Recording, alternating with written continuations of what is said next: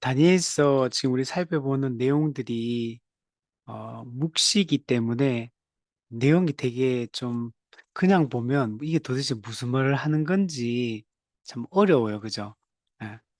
우리 뭐 내 짐승이 있고 또 지금 여기에서는 8장에서는 순양이 나오고 또 숫염소가 나오고 뭐 열 뿔이 네 뿔이 나오고 또 뭐 작은 뿔이 나오고 막 이런 내용들이 너무나 그냥 우리가 내용을 알지 못하고 보면 도대체 이게 무슨 말 하는 건지 알기가 어렵습니다.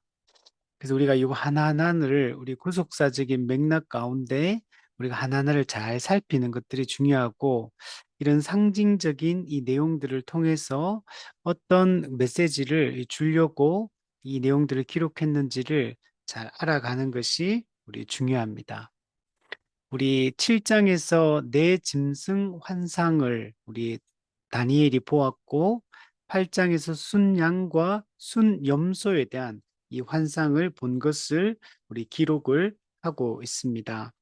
아주 두 뿔을 가진 강력한 순양이 있었습니다. 그래서 막 서쪽, 북쪽, 남쪽을 향해서 막 들이받으면서 자기 세력을 넓혀 갔습니다. 아무도 당해낼 자가 없었고 원하는 대로 자기 마음대로 막 이렇게 막 양사방을 들이받으면서 정말 사람들을 굴복시키고 제국을 이렇게 확장해 갔습니다. 그러다가 한 순염소가 나타나는데 이 염소는 이 순양보다 훨씬 강력했습니다. 그래서 분노하고 그래서 분노한 그 힘으로 순양을 가서 쳐서 거꾸로 때리고 뿔을 꺾어버리고 막 이렇게 짓밟아 버리고 이렇게 했다라는 것들을 우리 앞에서 우리 살펴보았습니다.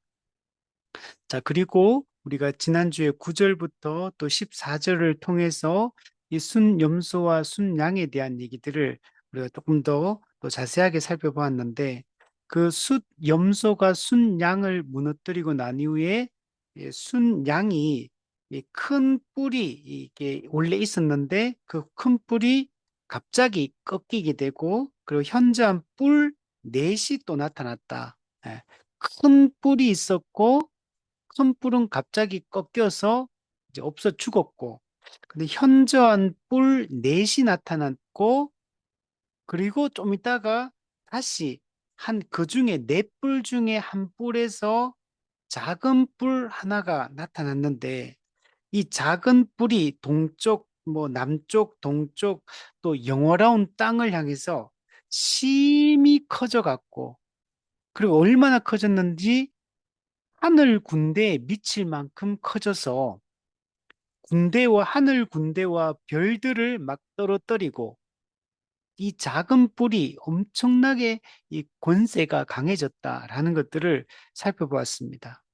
그 얼마나 크게 그리고 스스로 높아져서 그 하늘 군대의 주제, 하늘 군대의 왕을 막 대적하며 또 이게 막그 제사를 없애버리고 성소를 헐고 진리를 땅에 떨어뜨리고 자의로 막 행해서 형통하고 그죠?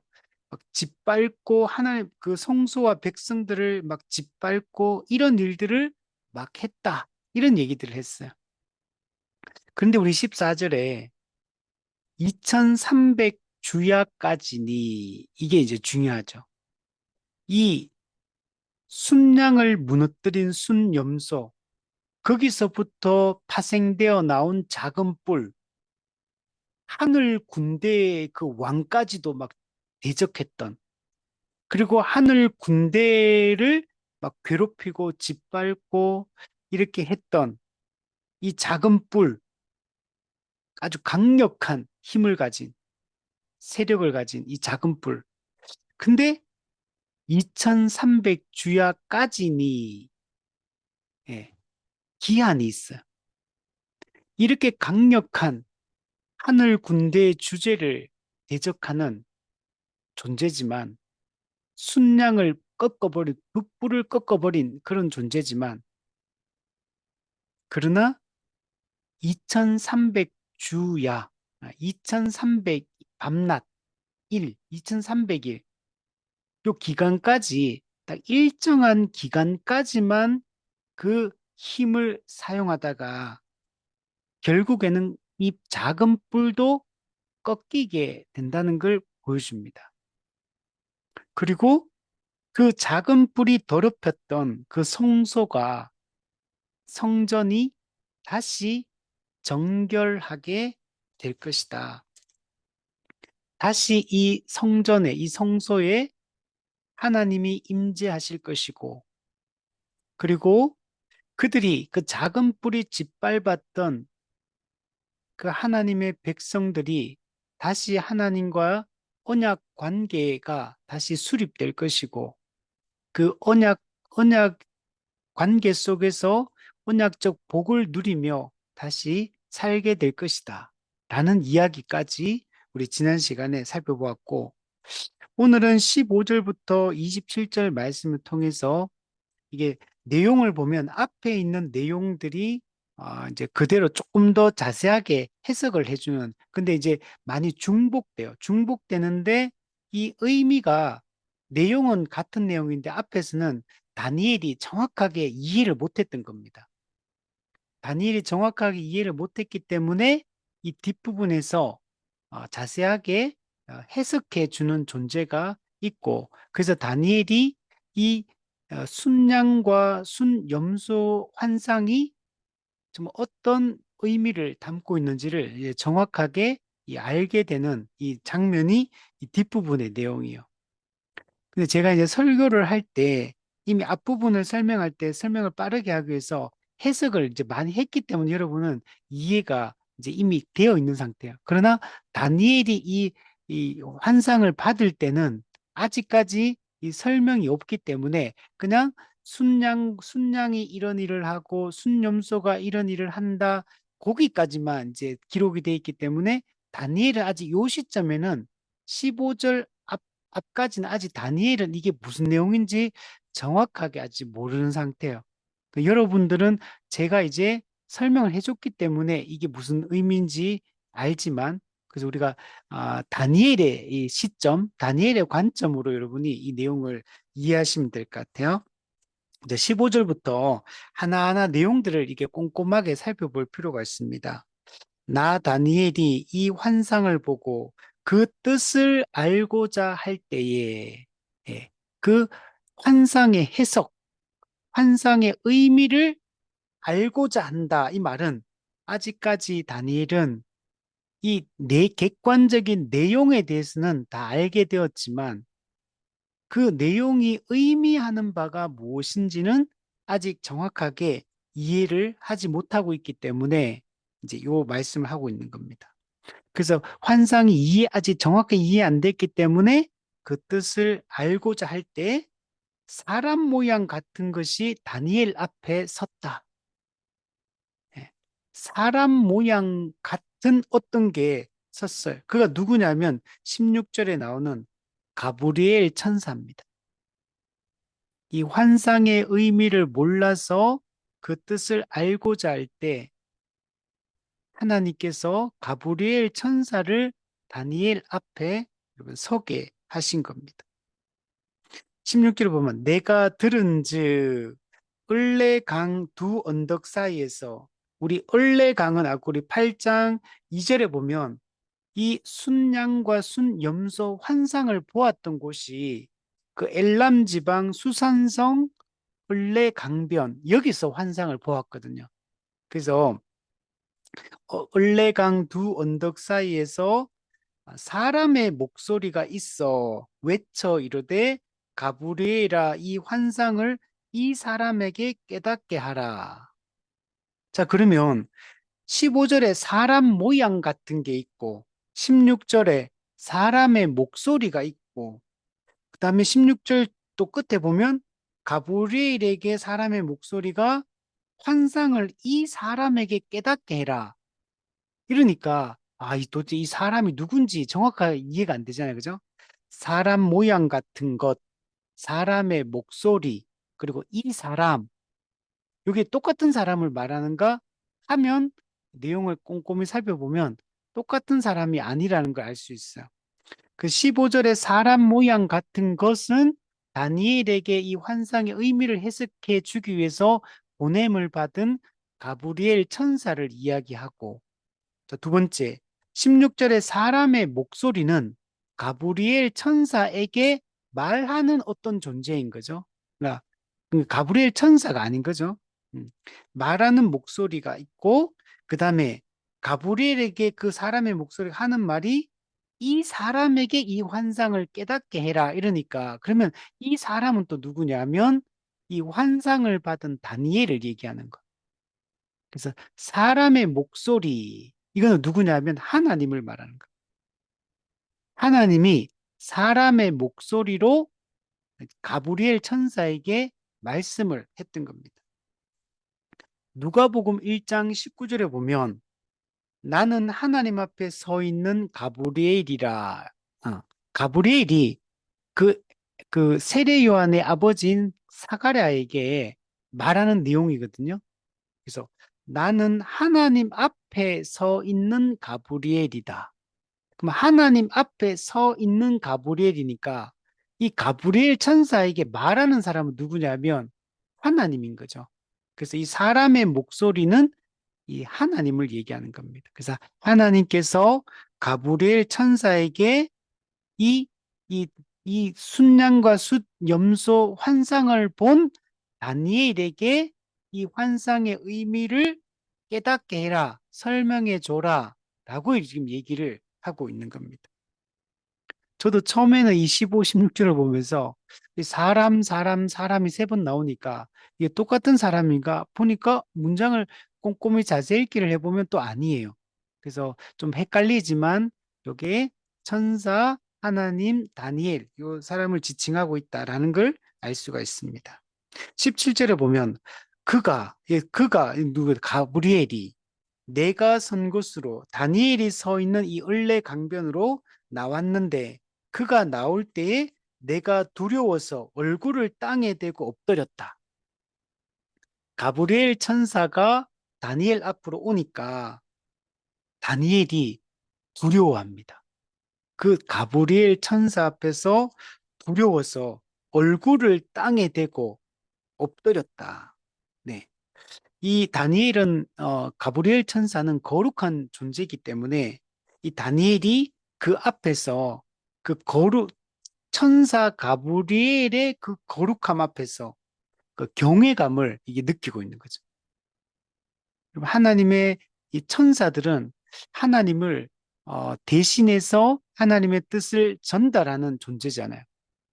그러니까 이 가브리엘 천사는 그 창조주 하나님의 거룩하신 하나님의 그 위엄과 영광을 덧입어서 여기 온 거예요. 그래서 천사 가브리엘이지만 그 천사 가브리엘에게서 나타나는 그 위엄과 영광은 사실 하나님의 위엄과 그 영광을 보여주고 있는 겁니다. 우리 예전에 그런 그 조선시대나 이런 고려시대 보면 사신을 보내면 그 사신은 그 왕을 대신해서 가는 거잖아요. 그래서 그 사신이 그 왕의 위엄과 영광과 그 권세와 그, 그것을 덧입어서 이제 외국 왕에게, 왕 앞으로 이렇게 나아가는 거죠. 그리고 옛날에 우리 조선시대도 보면, 이게 중국에 이제 뭐 이렇게 그 뭐 당나라 뭐 명나라 청나라 이렇게 오잖아요. 그러면 사신들이 이렇게 쭉 오면은 그 조선의 왕이 그 중국의 그 사신 앞에 이렇게 머리를 쪼아리잖아요. 그는 그 사신에게 머리를 쪼아리는 게 아니라 그 사신은 중국 황제의 그 명을 받아서 황제의 이름으로 여기 오기 때문에 그 앞에 엎드리는 것처럼 지금 다니엘도 이 천사 가브리엘 앞에서 그, 그 거룩한 그 위엄과 그 영광 앞에 이게 그 경외감과 두려움을 가지고 이 엎드리는 것들을 볼 수가 있는 겁니다. 그는 요한계시록 1장 17절에도 사도 요한이 예수 그리스도께서 나타나실 때 죽은 자처럼 엎드렸다. 죽은 자처럼 엎드리는 모습이 나오거든요. 이 거룩하신 하나님의 그 영광 앞에 서면 사람들은 이게 엎드리게 되고 정말 얼굴을 땅에 대는 모습들을 볼 수 있습니다. 이사야 6장에도 하나님이 이사야 선지자를 부르실 때, 선지자로 소명하실 때 화로다 나여 망하게 되었도다라고 하면서 하나님 앞에 바짝 엎드리는 이런 태도를 보이는 것들을 볼 수가 있습니다. 자, 그러면서 그가 다니엘에게 말하기를 인자야 깨달아 알라. 예, 여기서 인자는 우리 다니엘서 7장에도 인자 같은 이가 나오잖아요. 그때는 예수님을 얘기하는 거예요. 근데 여기서는 인자야라고 하는 거는 인간이여 이러면 그냥 가브리엘이 다니엘에게 인간이여 이렇게. 요거는 어떤 의미냐면 하나님 앞 거룩하신 하나님 앞에 이 다니엘 이 인간이라는 존재는 어떤 엄청난 간격을 가지고 있다는 걸 보여줘요. 인간은 한계를, 하나님 앞에 한계를 가진 존재고 엄청난 그 심연이 그 차이가 있다라는 것들을 이런 보여주고 있습니다. 자, 그러나 또 다니엘은 그럼에도 불구하고 그 인자야 깨달아 알라. 이거는 뭐냐면 하나님께서 어, 택하였고 다니엘을 그리고 그에게 환상을 주어서 하나님이 장차하실 일에 대해서 그 하나님의 뜻을 보여주고 계시하고 전달하는 역할들을 이 다니엘에게 또 하기 때문에 또 이런 측면을 봤을 때는 또 특권을 가진 이 다니엘의 이 모습을 볼 수가 있습니다. 그러면서 이제 인자야 깨달아 알아라. 이 환상의 의미를 깨달아 알아라. 그러면서 설명해 줍니다. 이 환상은 정한 때 끝에 관한 것이다. 예, 정한 때, 이 정한 때는 여러분 종말의 때, 마지막 때를 얘기합니다. 헤르만 바빙크는 이 부분을 해석하기를 단순히 역사의 끝에 대한 얘기를 하는 게 아니고 하나님이 정하신 구속사의 그 특정한 때를 지금 가리킨다. 이렇게 얘기합니다. 이 정한 때, 종말의 때, 마지막 때, 메시아가 오시고 메시아의 구속 사역을 통해서 모든 것이 성취될 이 종말의 때, 그 정한 때 끝에 대한 이야기를 지금 이 순양과 순염소 환상을 통해서 그리고 그 작은 뿔 환상을 통해서 보여주고 있다라고 얘기합니다. 이것은 7장에서 보았던 내 짐승 환상도 마찬가지. 우리 7장에 보면 뭐라고 했냐면 아, 7장에는 그 말이 없네요. 7장도 이 내용은 그 마지막 때에 대한 얘기를 하거든요.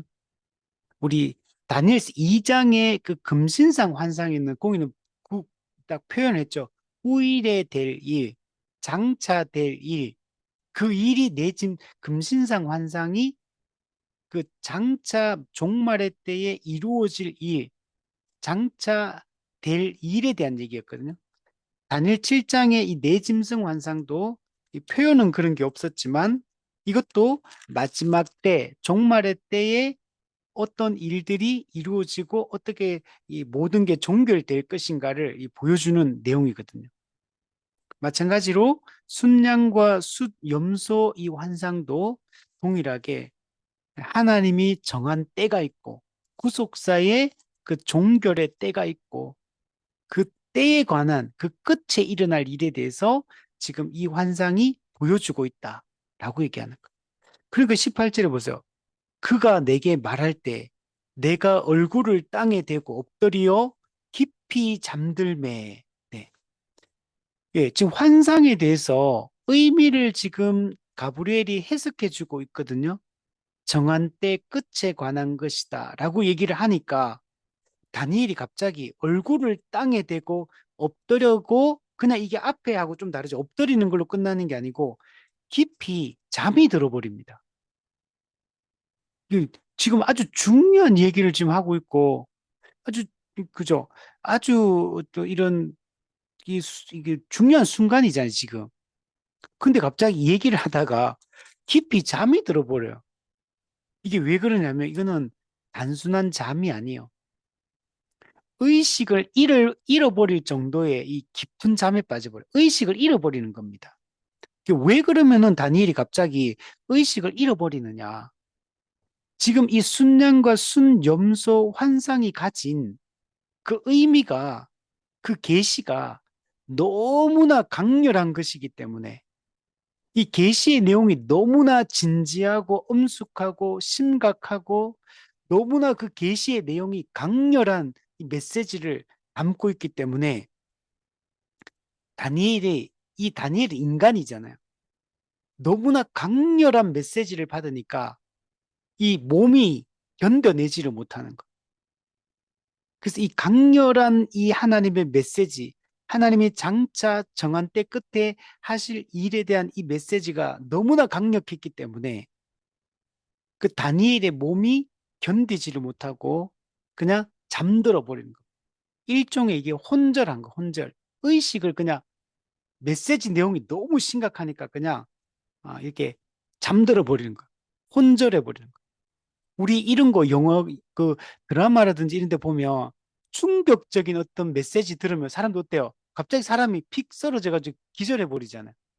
그것처럼 이 메시지의 내용이 환상의 내용이 너무나 강렬한 메시지이기 때문에 이게 정신을 잃어버린 거. 그래서 어떻게 하면 가브리엘이 나를 어루만져서 일으켜 세우며 네. 어루만져서 이렇게 세워. 이거는 하나님의 이 은혜, 하나님의 돌보심, 하나님의 위로하심을 상징합니다. 이런 장면이 구약에 다른 데도 보면 나와요. 메시지가 너무 강렬하니까 못 견디는 거. 근데 하나님의 은혜로 딱 어루만져서 일으켜 세우는 걸 볼 수가 있습니다.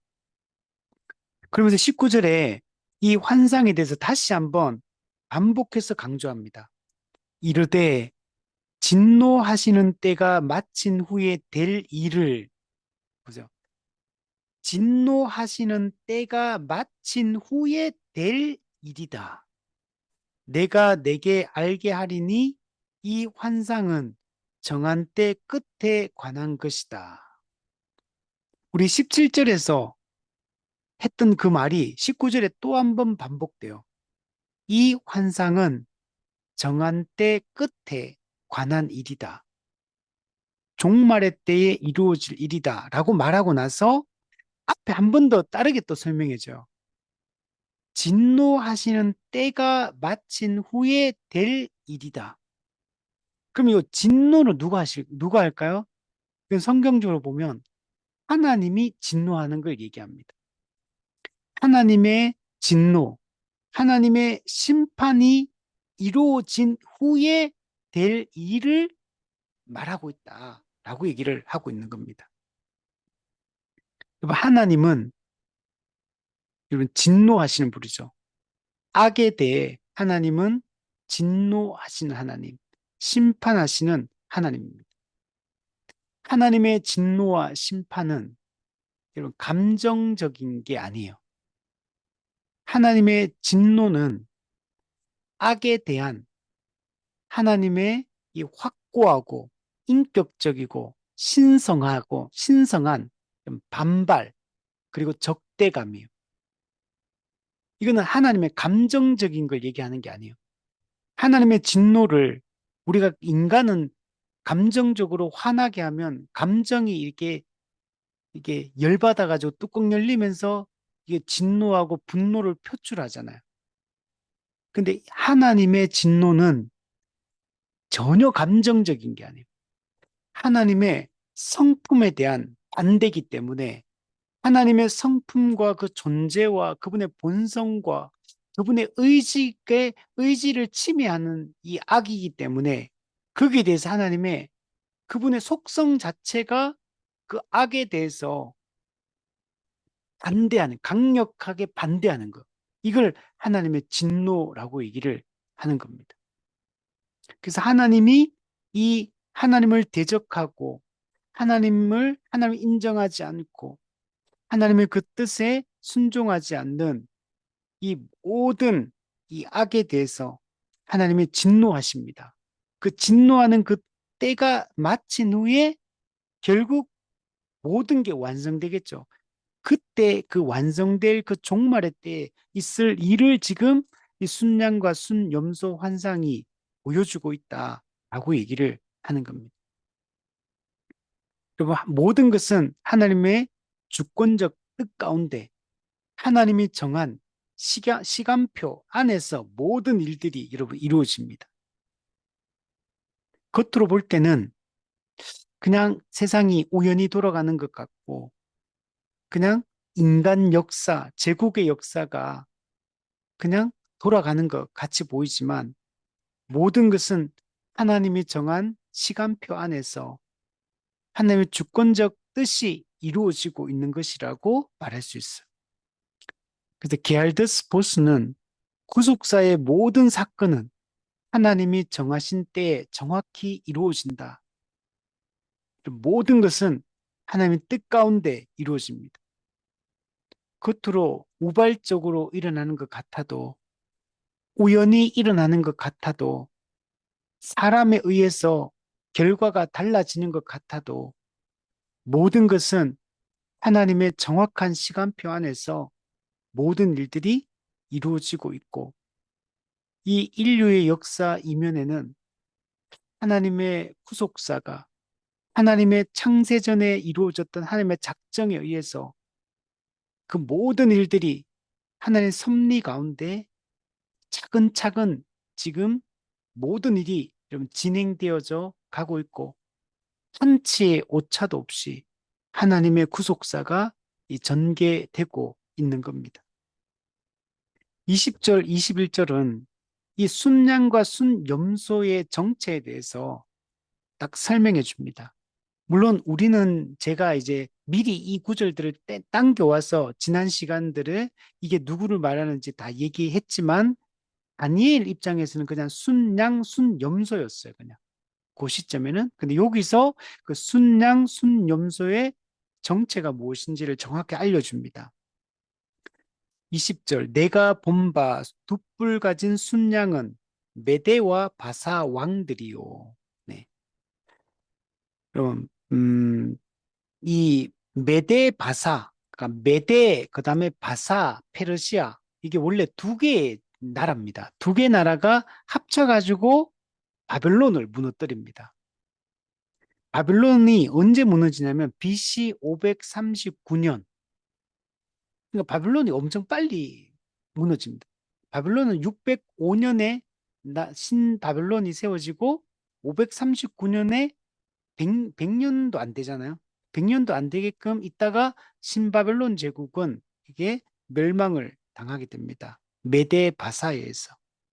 근데 이 메데 바사는 언제 망하냐면 BC 331년에 알렉산더 대왕의 헬라 제국에게 또 멸망합니다. 그러니까 이 메데바사 페르시아 제국도 처음에는 메데바사가 연합해가지고 하나의 나라를 만들다가 그러다가 우리 앞에 봤던 것처럼 페르시아가 메데보다 더 강해요. 그래서 페르시아가 메데를 이렇게 흡수해 버립니다. 그래서 나중에는 우리가 아는 페르시아 이 제국이 이렇게 만들어졌는데, BC 331년에 알렉산더 대왕에게 또 멸망을 하게 됩니다. 21절에 털이 많은 이 순염소는 누구냐? 곧 헬라 왕이요. 네, 헬라 왕. 그리고 그의 두 눈 사이에는 있는 큰 뿔은 곧 그 첫째 왕이요. 네. 순염소는 이 페르시아 제국을 무너뜨린 헬라 왕 알렉산더 대왕의 이 헬라 제국을 상징하고 있습니다.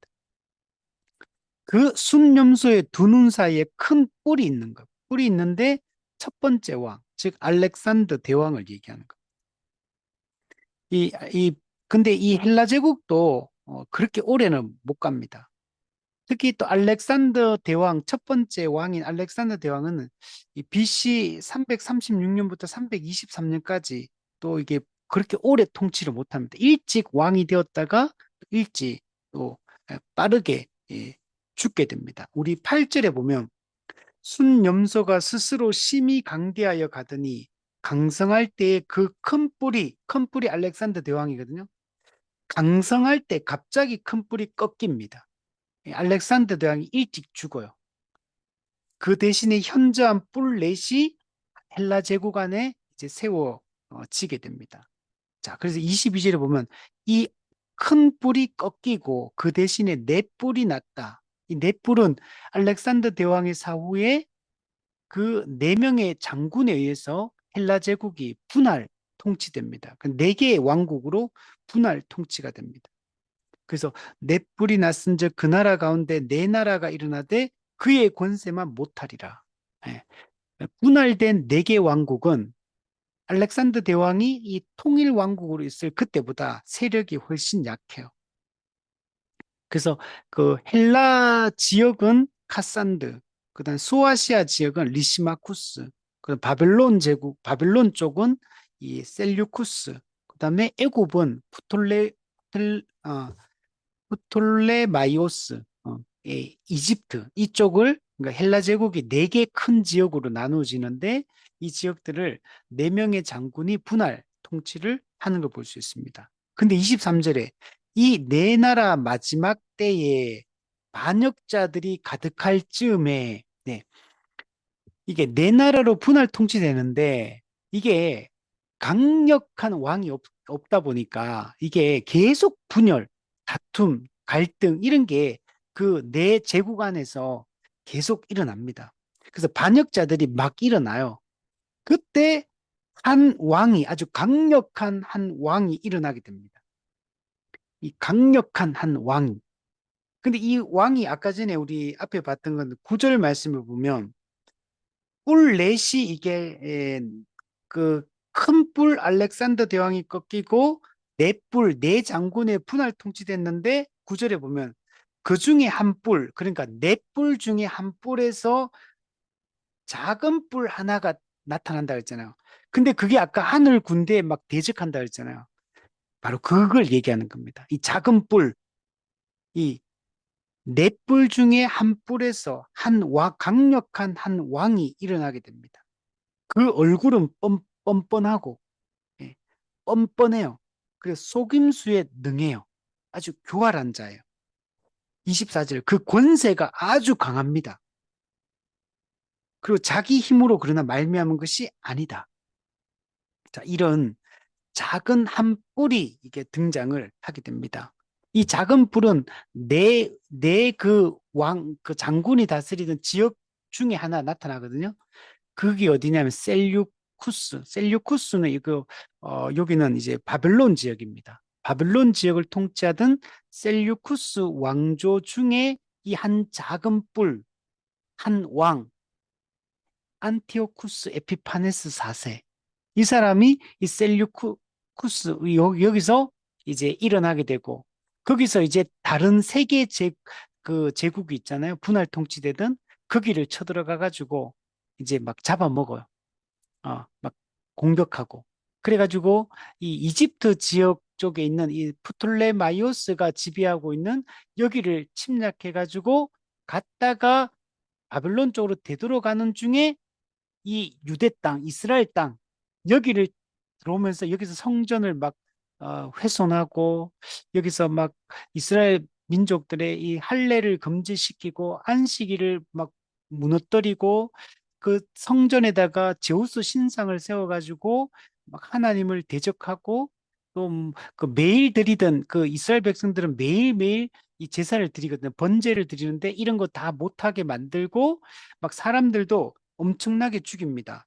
살육하는데 그 당시에 8만 명이 죽었어요. 이스라엘 사람들이. 8만 명을 막 죽이고 예루살렘 성을 막 약탈하고 그러니까 막 무지막지한 일들을 이 안티오쿠스 에피파네스 4세가 이 저지르게 됩니다. 자, 그 내용을 밑에 기록한 거예요. 다시 24절에 보면 이 뻔뻔하고 속임수에 능한 이 한 왕, 작은 뿔, 이 셀류쿠스 왕조의 이 안티오쿠스 에피파네스 4세가 등장을 하는데 그 권세가 매우 강해요. 24절. 그죠? 작은 뿔이라 그랬는데 힘은 제일 세요. 아주 강력한 왕이에요. 자, 그런데 그 힘은 누구로부터 나오냐면 자기의 힘으로 말미암은 것이 아니며 그냥 보기에는 자기 스스로의 힘으로 이 모든 이렇게 막 지배하고 강력한 세력을 형성한 것 같잖아요. 근데 여기서 중요한 게 이거예요. 자기의 힘으로 말미암은 것이 아닙니다. 이 말은 무슨 말이냐면 하나님의 허락하심 가운데 이 악한 권세를 휘두르고 있다라고 얘기하는 거예요. 하나님의 허용적 작정 가운데 여러분 이런 세상의 이 강력한 악한 자들도 하나님이 허락하지 않으면 이런 활동들을 할 수 없다는 걸 얘기해요. 하나님의 허락하신 그 범위 안에서 하나님의 허용하신 범위 안에서 이 악한 이 활동들을 하고 있다는 것들을 보여주고 있는 겁니다. 결국 이 작은 뿔도 정말 이때까지 가장 강력한 뿔인데 그럼에도 불구하고 하나님의 손바닥 안에서 움직이고 있다는 걸 하나님의 주권적인 뜻 안에서 악한 이 활동들을 하고 있다는 걸 알 수 있어요. 이거는 어디 욥기에 보면 사탄조차도 사탄도 자기 맘대로 이렇게 활동하는 것 같지만 하나님의 허락하심이 없으면 사탄도 활동할 수가 없어요. 여러분, 하나님의 뜻을 벗어나서 하나님의 주권을 벗어나서 어떤 일들을 할 수 있는 존재는 없습니다. 모든 것은 하나님의 뜻 안에서 이루어져요. 이 모든 악하고 이 죄를 짓는 것들도 하나님의 허용적 작정 가운데 일어나는 일들이에요. 그래서 마틴 루터는 뭐라고 표현했냐면 사탄조차도 하나님의 사탄이다 이런 표현을 썼어요. 그 말은 하나님의 사탄을 만들었다거나 하나님의 사탄으로 하여금 악을 저지르도록 죄를 저지르도록 이렇게 하나님이 조성했다 이런 의미로 하는 게 아니고 하나님의 허락하심 가운데 사탄도 악한 자들도 활동하고 있다라는 얘기를 하는 겁니다. 그들이 하나님의 이 손바닥을 벗어나서 어떤 일들을 하나님의 통제 바깥에서 어떤 일들을 하는 게 아니라는 것. 이 땅에 나타났던 하나님을 대적하고 교회를 박해했던 이 모든 자들도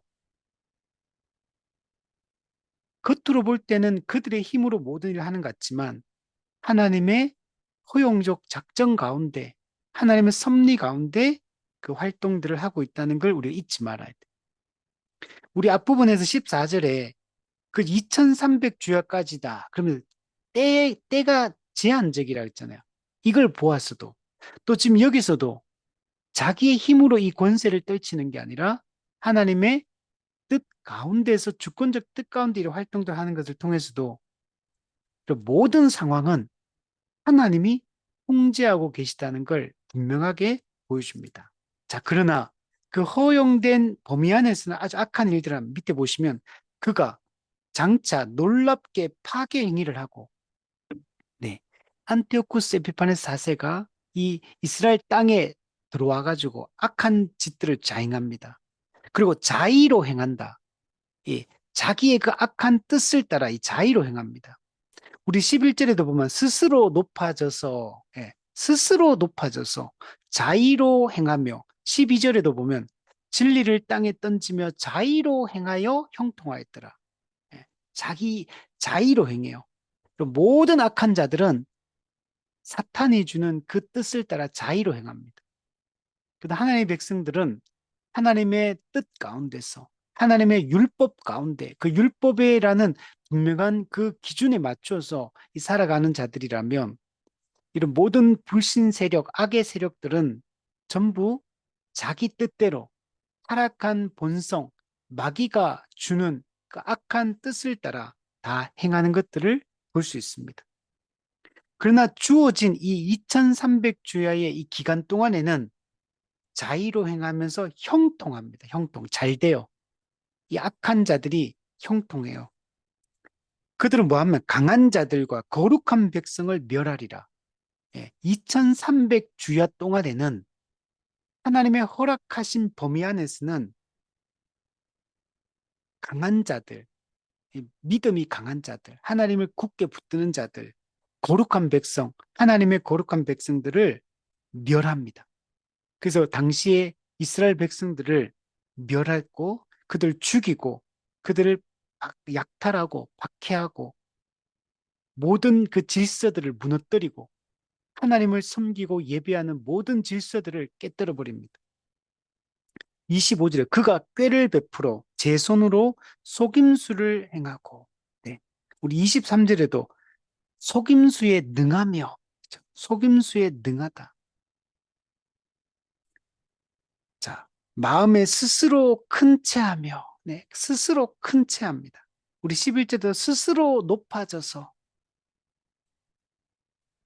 평화로운 때에 많은 무리를 멸하며, 네, 평화로운 때인데 이 악한 짓들을 해서 수많은 사람들을 죽이고 그 거룩한 백성들을 멸, 대적하고 박해할 거라는.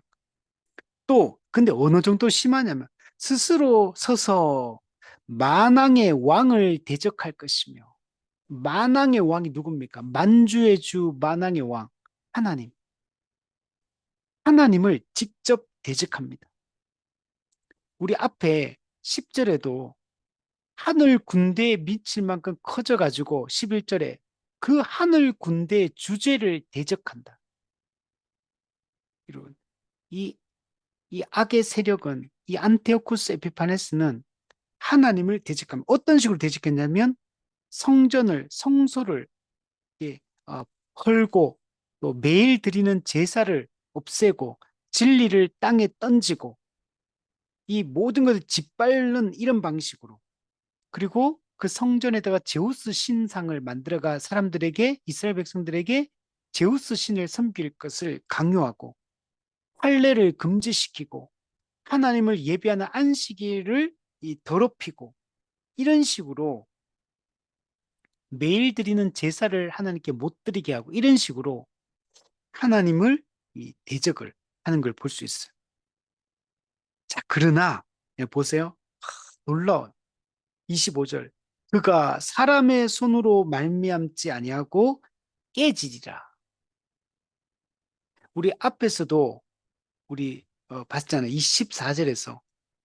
그러나 결국에는 성소가 정결하게 될 것이다. 이 악한 하나님을 대적하고 하나님의 백성들을 멸하는 이 악한 짓들을 저지르는 안티오코스 에피파네스 4세. 결국 사람의 손으로 말미암아 깨지는 게 아니에요. 사람의 손으로 말미암지 않는다는 말은 하나님께서 이 하나님을 대적하고 하나님의 백성을 대적하는 자들을 깨뜨려 버리는 것. 하나님이 깨신다는 것. 우리 다니엘서 2장에서도 금신상에서 내 제국이 어떻게 무너집니까? 사람의 손으로 다듬지 않은 돌이 하늘에서 날아와가 금신상을 쳐서 금신상, 이 세상 제국을 무너뜨리는 것들을 볼 수 있잖아요. 여러분, 사람의 손에 의해서 이 악의 세력이 깨지지 않습니다. 오직 하나님만이 하나님에 의해서 하나님을 대적하는 이 모든 악의 세력들, 당신은 안티오코스 에피파네스 4세, 그리고 이후에 하나님을 대적하는 모든 적그리스도들, 그리고 사탄, 다 하나님에 의해서 다 멸망하게 되고 깨지게 됩니다. 그러면 겉으로 볼 때는 승승장구하는 것처럼 보이잖아요. 이 작은 불 얼마나 강력한지 온 세상을 그냥 다 그냥 자기 손아귀에 넣을 것 같잖아요. 하나님의 백성들도 거룩한 백성들이 막 그들이 박해받고 핍박받고 죽는 것 같잖아요. 그러나 하나님의 심판 가운데 결국은 다 멸망한다는 거예요. 그 실제로 그 안티오쿠스 에피파네스 4세가 그 원정을 나갔다가 그 164년에 갑자기 이런 병 들어가지고 병 들어가 가다가 죽어요. 그래서 실제로 이게 역사 속에서도 안티오코스 에피파네스 4세가 그렇게 죽어요. 알렉산더 대왕도 갑자기 죽잖아요. 이 안티오코스 에피파네스 작은 뿔도 갑자기 죽어요. 그 나중에 우리 앞에서 보았던 그 네 번째 짐승, 로마 제국 같은 거기도 작은 뿔이 돋아났거든요. 그것도 막 커지고 강력한 세력에서 막 갑자기 막 이렇게 막 힘을 얻는 것 같은데 갑자기 다 죽어요. 여러분, 우리가 볼 땐 세상을 보면 아주 막 이렇게 하는 것 같지만 세상이 하나님이 다 통치하시고 하나님의 정한 때에 하나님이 그의 권세로 이 모든 이 악의 세력을 물리치는 걸 볼 수 있어요. 이건 죄와 사망의 권세도 보세요. 영원할 것 같은 권세지만 그리스도 예수를 보내시고 그의 그 구속 사역으로 이 악의 세력을 제압해 버리는 겁니다. 예수님의 십자가 죽음은 형벌 대속적 죽음이라는 이 성격도 가지고 있지만 대적에 대한 승리라는 이 개념도 가지고 있어요. 이걸 승리자 그리스도론이라고 하는데 그리스도는 대적에 대해서 승리하고 이 악의 세력을 결박하고 무력화시킨 겁니다. 26절에 보세요. 이미 말한 바 주야에 대한 환상은 확실하니 주야에 대한 환상 아까 뭐였어요? 아까 전에 앞부분에서 14절에 얘기했던 2300 주야까지니 네. 우리 13절에 이렇게 말했거든요. 이런 일들이 어느 때까지 이를꼬 이렇게 어느 때까지 그러니까 답을 했거든요. 2300 주야까지다. 2300일. 이거는 어떤 기간이냐면 안티오쿠스 에피파네스 4세가 등장해가지고 이 박해했던 이 시기가 2300주야. 약 6년 조금 넘어요. 이 기간 동안 실제로 안티오쿠스 에피파네스 4세가 이 다스립니다. 175년부터 164년까지 죽을 때까지. 그래서 약 6년 조금 되는데 이 기간 동안에 이 박해하고 하나님을 대적하고 하나님 백성 거룩한 백성들을 핍박하고 죽이고 이런 일들을 하거든요. 근데 이 분명히 2300 주야까지만 되고 나중에는 성소가 정결하게 될 거라 했잖아요. 실제로 이거 보세요. 이미 말한 이 주야에 대한 환상이 확실하다. 하나님 이걸 정확하게 이루신다는.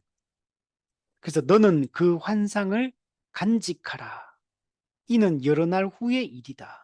네. 이 환상을 지금 간직해라는 간직. 이 말은 이걸 잘 보존해라 이런 뜻이에요. 이 계시가 주어진 이 환상, 이 계시가 잠시 동안은 아직 아직 안 드러나요. 그냥 봉인하고 잘 간직하고 간수하고 가지고 있어라 이렇게 얘기하는. 그 왜?